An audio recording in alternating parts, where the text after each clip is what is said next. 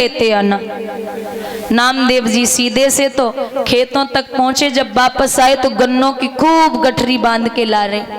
रास्ते में बच्चे मिल गए, बोले एक गन्ना हमें भी दे दो, दे दिया। और मिले, बोले एक गन्ना हमें भी दे दो, दे दिया। तीसरा मिला, एक गन्ना हमें भी दे दो, उसे भी दे दिया। जब तक घर पे आए तब तक हाथ में एक गन्ना बच गया। पत्नी ने एक गन्ना देखा, बोले इधर आओ, बोलो क्या ये गन्ना है? कितने मंगाए थे? मंगाए तो बहुत थे। है कितने? है तो एक ही। हमें लाओ। हाथ में गन्ना लिया। नामदेव जी की पत्नी ने वो गन्ना नामदेव जी के सर पे मारा। अब एक गन्ना के दो टुकड़ा हो गए। अब नामदेव जी ताली बजाए के हंसे, बोले भाई तो रास्ता भर सोचत भाई अरे एक गन्ना हम खेगे, तुम खेओ, तुम खेओ के हम खे। अब एक के दो हो गए, एक तुम खाओ एक। इतनी मासूमी, इतना भोलापन था संतों में। और अब संत जो होता है उसे सत्संग से अच्छा कुछ लगता ही नहीं है। जहाँ बैठेंगे वहां संतों को इकट्ठा करके बैठ जाएंगे। महापुरुष जहाँ बैठे होंगे वहीं बैठेंगे संत। तो एक दिन वो संत जी बैठे थे, 10-20 संत इकट्ठे हो गए। तो नामदेव जी की पत्नी पानी भरने के लिए निकली कुएं पे। तो वही बैठक लगी थी। नामदेव जी की पत्नी कह के गई थी संतों से कि सुनो, वापस जब तक आ रही हो एक भी संत यहाँ दिखाई नहीं देना चाहिए। सुबह सुबह बैठ जाते हो निठल्लो, कोई काम तो है नहीं। अरे तुम्हारे जैसों नहीं घर बिगाड़ रखे, मेरे घर में तो ये तो काम ही नहीं करते। और दूसरा तुम और लेके बैठ जाते हो, कुछ काम भी करे तो काम धंधा है नहीं। सुना के गई, बोले एक भी दिखाई न दे। जब तक वापस आई तब तक पहले तो 20 ही थे, 50 इकट्ठे बैठे। 50 को देखो सो और आग बबूला है गई।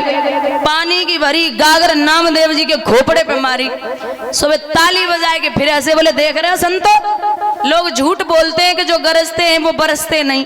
इतने से हमारी वाली गरज गई, उतने से सीधे आए के बरस गई। बोलिए गोविंद भगवान की। ऐसे ऐसे संत हैं जिन्हें कभी क्रोध आता ही नहीं है। बोलिए गोविंद भगवान की। बोलो बिल्ले।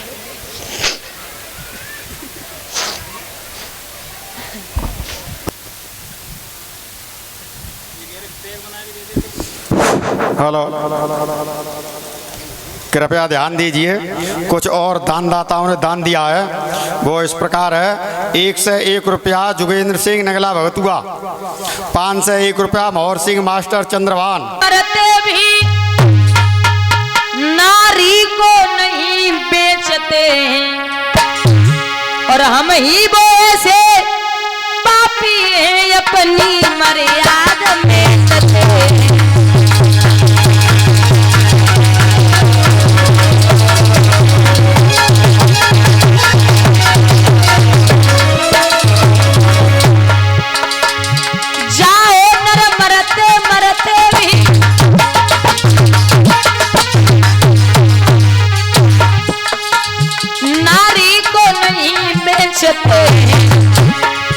हम ही वो ऐसे पापी हैं अपनी मर्यादा में चलते हैं।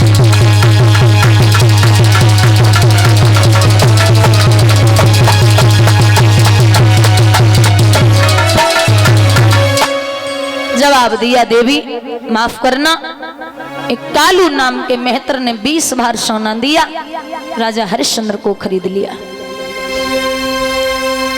जब राजा हरिश्चंद्र को खरीदा, तीनों प्राणी बिक गए। राजा हरिश्चंद्र काशी नगरिया में झाड़ू लगाने लगे, पानी भर के लाने लगे। इस घाट पे राजा पानी भरने के लिए जाता था। उस घाट का नाम है मणिकर्णिका। उसी घाट पर मैया तारा भी जाती। और मैया तारा ब्राह्मण के यहाँ भोजन बनाती, पानी भर के लाती, जो भी काम होता वो करती। लेकिन विश्वामित्र सोच रहे जो बड़े चैन से खा रहे तो परीक्षा ही का काम की। कई कुत्ते का रूप लेके, कई बिल्ली का, कई शूद्र का, कई भिखारी का, कई दीनहीन का, ऐसे ही राजा भोजन करने के लिए बैठता, सारा भोजन ले आते। 26 दिन है गए राजा के पेट में अन्न को टुकड़ा ना पहुंचो। इस घाट पे राजा पहुंचे, उसी घाट पे मैया तारा भी पहुंची तो घड़ा नहीं उठ रहा। राजा बोले देवी घड़ा उठवा दे। रानी बोली नहीं महाराज नहीं उठवा सकती। क्यों? आप एक मेहतर के यहाँ काम करते, मैं एक ब्राह्मण के यहाँ नौकरानी हूँ, हमारा धर्म नष्ट हो जाएगा। अब शरीर जर्जर है, एकदम दुबला पतला, जहाँ 26 दिन हो गए खाना नहीं खाया, वो कैसे कैसे जी रहा होगा। राजा बोले अरे वो पगली, तो हमें समझने की कोशिश कर, यहाँ सत्य और धर्म मत देखे, मैं तुम्हारा पति पहले हूँ। रानी ने कहा महाराज नहीं, माफ कर दीजिए। ए राजा दिल में दुखी बहुत यजो होनी परी पिछारी, निर्दोष और राजधानी गई छूटी छूटी गई संग बियाता नारी।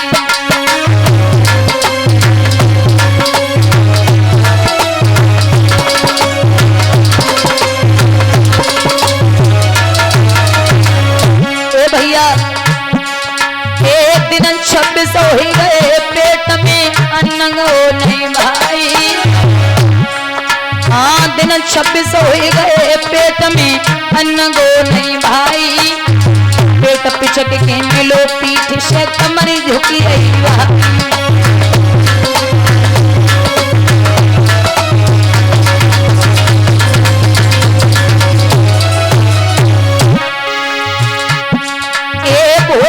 दिन 27 जब मेहतर के घर आयो, हाँ भोर भयो दिन 27 जब मेहतर के घर आयो। बोलो मेहतर हरिश्चंद्र से पानी भर के लाओ।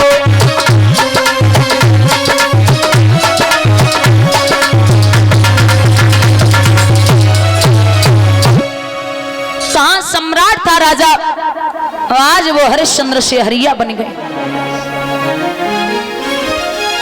बात तो घड़ा जैसे तैसे उठा लिया, जैसी घनौती पे घड़ा रखो घड़ा फूट गयो। कालू मेहतर कहने लगा ओरे हरिया, ऐसे रोज घड़े कहां से आएंगे? जा अब न झाड़ू लगाएगा न पानी भर के लाएगा, मरघट पे जा, मर्दों को जला, उनसे कर का टका ले। मरघट पे पहुंचे, मर्दों को जलाने लगे, उनसे कर का टका लेने लगे। विश्वामित्र सोच रहे जो तो बड़े चैन से खाए रहे। तो जो पुत्र खरीदा था ब्राह्मण ने, विश्वामित्र पहुंचे, बोले महाराज कैसे ब्राह्मण हो? अरे जब तक पूजा के लिए पुष्प न हो तब तक पूजा कहीं अच्छी लगती है। जाओ इस बेटे को भेजो, ये बाग से फूल लेके आए। तो मैया ने जवाब दो, जा लाला बगिया से फूल लेके आ। मात की बातिन में लडलिया हाथन में, कोमर चलो है रोहित दास मात की।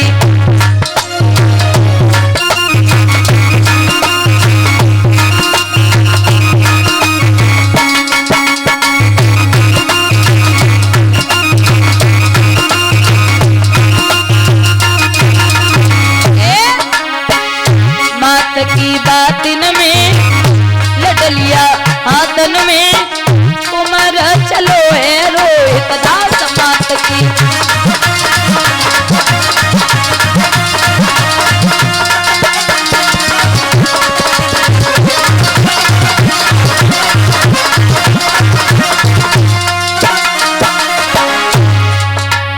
एक फूल एक खिला हुआ जब सिर छुपा हुआ, फूल एक खिला हुआ जब सिर छिपा हुआ। लौकारे ने दाई मात की बातन में लडलिया हाथन में, उमर चलो है रोहित दास।